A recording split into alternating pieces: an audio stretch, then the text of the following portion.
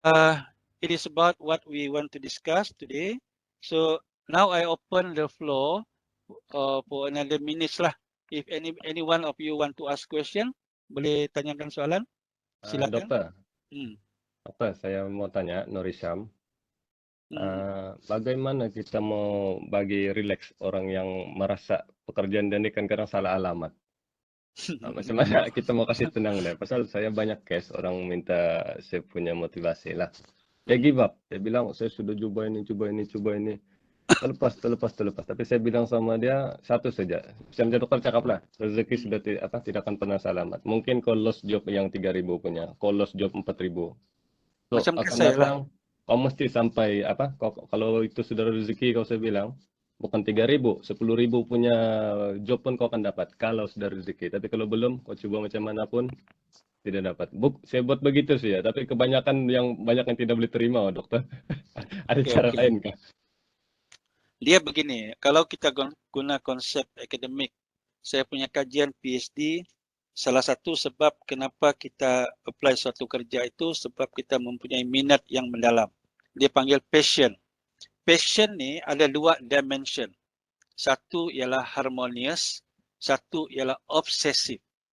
Apabila kawan kita tadi itu dia sudah bekerja kan, dia sudah bekerja dan dia dapati bahawa sepanjang dia punya pengalaman berada di organisasi, dia seperti tidak mendapat peluang. Satu. Yang kedua, dia selalu rasa seperti dia dianaktirikan. Ataupun dia mungkin rasa seperti dia ni mempunyai prinsip dan prinsip dia ni tidak mudah mengalah kepada kumpulan yang tertentu lah. So ini Kan? semuanya menyebabkan, betul kan Syam? Ya, kebanyakan begitu, dokter. Kita Betul, punya betul, yang staf betul. bawah nih. Betul, betul. Jadi bila begitu mereka cepat merasakan tidak sesuai dan ingin berhenti. One thing yang we need to remember is that when we are entering any job, it's not about us. Kena ingat ni ya, it's not about us. It is about our family. It is about our family. Kalau kita pikirkan diri kita tidak mengapa, kita berhenti, kita cari lain, tapi what about the continuous income to cover our family? I assume biasanya orang-orang yang begini ialah bila orang sudah ada family lah. Jarang berlaku kepada orang yang masih single. Kalau orang yang masih single ni dia tidak akan tanya lagi ketua, dia terus resign. Tapi kalau orang-orang yang berkeluarga ni, first yang kita kena fikir ialah kita punya dependent. Itu satu lah. Jadi itu at least bila kita bercerita dengan mereka, kita bawa fokus kepada family life. Jangan jangan bagi mereka berfikir bahawa it's about mereka, tetapi it's about dia dependent. Itu satu lah. Yang kedua ialah bila kita masuk bekerja di mana-mana organisasi, kita ikutlah yang harmonious passion. Harmonious passion ni adalah satu perasaan minat yang sentiasa melihat sesuatu secara positif. Obsesif ni kita terlalu melihat sesuatu secara ikut kita punya pemikiran semata-mata. Terlalu obsesif. Uh, Nafsu, nafsu. itu lebih kurang, saya tidak mau sebut, tapi lebih kurang begitu. Kadang-kadang dia begini tahu, apabila kita tidak dapat sesuatu, orang lain yang dapat, mungkin orang lain itu ada hak dia. Itu kita tidak tahu sebab kita selalu berpikir tentang diri kita. Mungkin orang itu yang lebih memerlukan dan Allah SWT bagi dia dahulu. Itu satu. Iya, Yang keduanya betul. ialah mungkin itu bukan rezeki kita yang sebenarnya. Sebagai contoh macam saya dulu dapat offer pegawai sukan negeri Sabah 90-96. Selepas saya realize tu dalam tahun saya dapat tahun 3 tahun lepas tu baru saya realize. Baru saya tahu rupanya surat itu salah alamat. Jadi tapi lihatlah sekarang rezeki saya bukan yang itu. Saya mungkin kalau yang itu mungkin saya tidak sampai ke level sekarang. Tapi disebabkan saya yakin bahawa ada yang lebih baik untuk saya, jadi itu yang berlaku kepada saya. Jadi maksudnya di sini ialah ada 3 benda saya mau kongsi. Satu ialah when we want to make decision about our career, please number one think about the dependent family. Secondly, ada sebab kenapa kita tidak dapat. Ya, secondly ada sebab tidak dapat. Ketiga ialah cuba kita pikirkan kenapa orang itu yang semestinya dapat bukan kita. Itu iaitu Ah, harmonious lah. betul. Iya. Jadi bila kita pegang 3 benda ini, insya-Allah kita akan kekal dalam kerja yang kita buat dan kita akan sentiasa berpikiran positif. Satu contoh yang saya ingin kongsikan, one of my staff. Ini real case. Nama staff saya itu dirahsiakan. Dia sangat terbeban dengan kerja di pejabat. Dia baru transfer di pejabat saya lah. Dia sangat terbeban. Sebab pemikiran yang dibawa ke pejabat saya adalah pemikiran yang bukan society engagement. Boleh nampak ya? Dia daripada departmen lain. Jadi dia terasa terbeban. Saya beritahu dia, kau kena sabar. Kalau ini kau punya kerja, ini kau punya rezeki, kau akan sustainkan dan kau akan naik pangkat. Apa yang berlaku? Dia dapat offer di luar, jabatan federal, grade yang lebih tinggi daripada yang current sekarang. Dia daripada 29, dia dapat offer di luar, jabatan federal, grade 41. Jadi dia jumpa saya balik, doktor dia bilang, saya terima kasih lah. Kalau saya tidak dengar cakap doktor hari itu, saya mungkin resign sudah. Tapi disebabkan saya tidak resign, saya dapat interview dan bila di interview sebab saya kerja dengan society. Itu winning point saya. Dia bagi tahu. You see? So ini adalah contoh-contoh apabila kita kembali kepada basic things, iaitu rezeki tidak pernah salah alamat. Salah alamat. Yang salah alamat itu ialah orang kita yang bikin. Dia begitu. Kita yang bikin tuh. Betul. So itulah. So, ada lagi soalan lain? Oke, makasih dokter. Oke, sama-sama. Mungkin satu soalan lagi, kalau tidak ada kita bersurai. Tapi sebelum itu saya nak buat pengumuman ya. Grup Naima. Naima dari sini, Naima. Ada dokter. Oke, grup Naima ni diorang mau buat online dengan saya pasal diorang punya CSR. Hari ini diorang tidak dapat sebab salah seorang members tidak ada. Nanti kamu aturlah waktu malam pun boleh ya. Nanti kita bincang macam hari itu Frankie and Group 8 hingga 9. I am reachable if I am awake. Kalau saya tidur barulah saya tidak reachable ya. So itu untuk grup Naima lah, soalan Naima tadi. Ada soalan lain sebelum kita tutup bersurai?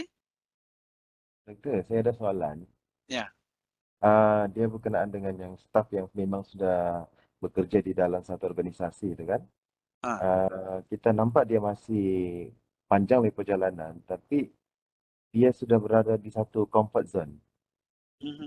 Ini advice yang boleh kita berikan kepada staf ini untuk dia tingkatkan lagi diri sebab basically kalau ikut daripada dia punya gaji sekarang pun dengan jumlah isi keluarga yang semakin bertambah, saya rasa memang dia perlu tingkatkan dia punya diri lah. Okey, betul. Terima kasih Sadam. Saya suka soalan Sadam ni. Itulah kalau saya menjelaskan sesuatu, if you all realize ya, saya kurang guna opinion. My opinion only to support the facts that I am going to provide. Jawapan saya very simple, Sadam, succession planning. Believe in succession planning. What is succession planning? Succession planning is that a key post in any organization, jawatan penting dalam organisasi yang memerlukan kandidat yang sangat sesuai. Dan usually this candidate adalah dalam kalangan those who are in the comfort zone. Those are in the comfort zone usually become the first group that top management will look into to be promoted to the key position, iaitu succession planning. So apa advice kita kepada orang-orang rakan-rakan seperti ini ialah one day management will decide who are going to be the head of department or particular position. So you all, kamu adalah kandidat yang terbaik. So itu secara tidak langsung rejuvenate. Secara tidak langsung menyebabkan dia mengubah dia punya pikiran. Dia akan jadi positif. Okey Sadam? Jelas doktor. Doktor, kalau saya bagi tanya soalan satu lagi boleh? Boleh. Tapi ini dia mungkin di luar daripada topik ni. Cuma mau dapatkan pandangan dan jawapan daripada doktor lah. Saya ada tanya soalan ni dalam chat box. Sebab ni persoalan ni dia menjadi tanda tanya kepada diri saya sendirilah. Mungkin kajian saya jugalah. So, soalan ni saya ajukan di chat box. Ada rakan-rakan kita menjawab. Soalan dia, saya tak baca pula, sorry. Ya. Doktor. Dia berkenaan tadi kepada doktor sentuh pasal gaji. Dan soalan saya ini tanya, adakah kadar gaji mempengaruhi kadar inflasi ataupun kadar gaji dipengaruhi oleh kadar inflasi? Apa maksud inflasi, Sadam? Inflasi ini dia adalah kenaikan perbelanjaan isi rumah dengan pertambahan harga barang, dengan mata wang kita yang semakin rendah, macam tu. Okey, baru-baru ni kalau you all aware, ada diumumkan oleh kerajaan atas permintaan Persatuan Pekerja kata supaya atau daripada pihak industri supaya minimum wage jangan dulu diimplementasikan, dikuatkuasakan. Pihak industri request supaya jangan dulu ditetapkan minimum wage sebab koperasi baru bangkit semula dari COVID-19. So tidak fair kepada industri. So dalam keadaan sekarang ini kemungkinan besar benda yang Saddam maksudkan itu memang berlaku. Yang mana keadaan semasa menyebabkan kadar gaji itu tidak bersifat adil kepada pekerja. Jadi dalam keadaan begitu kita kena faham situasi. Ada juga dalam keadaan di mana sesuatu organisasi itu mempunyai keupayaan tetapi mereka tidak meningkatkan gaji, yang itu akan subjek kepada prosedural lah sama ada dari pihak employees ataupun bagaimana. Yang itu pun saya tidak mau sentuh. Tapi yang penting adalah perbezaan gaji di swasta dan kerajaan ya. Swasta dan kerajaan dia ni kalau kerajaan tu memang dia fix lah. Dia fix tapi cara kerajaan selalu mengurangkan. Contoh kalau kamu ingat masa pandemik COVID tengah merundum dulu, even gaji-gaji allowance kaki tangan kerajaan ini dikurangkan.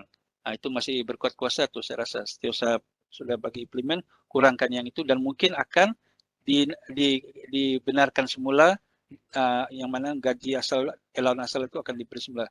Sekarang kita berlaku pemotongan. Itu yang kalau kaki tangan kerajaan. Private company mereka mempunyai, diorang punya hak tersendirilah. Itu bergantung kepada polisi private organization. Tapi kalau secara umum beginilah, saya melihat betul juga inflasi menyebabkan mempengaruhi gaji, betul jugalah. Bergantung kepada konteks. Tapi kalau kita lihat kepada sistem keadilan kepada pekerja itu seharusnya itu tidak berlaku lah. Seharusnya tidak dijadikan menyebabkan gaji itu limited, very minimum. Rasanya saya menjawab juga kan Saddam? Ya, Doktor menjawab. Ya, okey. Pandangan yang terbaik lah, Doktor. Terima kasih. Ya. Okey.